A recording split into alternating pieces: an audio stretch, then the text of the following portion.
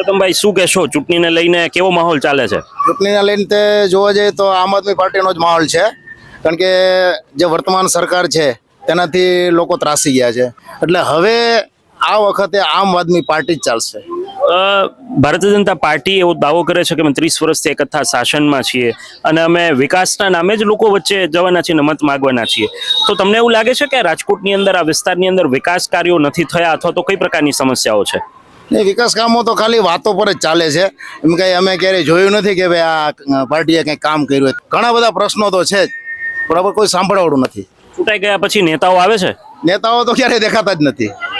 એક વખત ચૂંટાઈ ગયા, વોટ લેવા આવે છે, એ પણ અમે તો આ વખતે જોયું કે ભાડુઆત માણસો લઈને એ લોકો આવે છે, એની સાથે લોકો ચાલવા ખુશ નથી. આવી સ્થિતિ કોંગ્રેસ પણ મેદાને છે, શું લાગે છે તમને?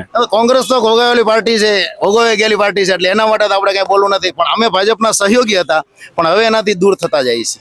ભાજપના સહયોગી હતા, હવે દૂર થતા જાય છે, આ પ્રકારની વાત સામે આવી છે.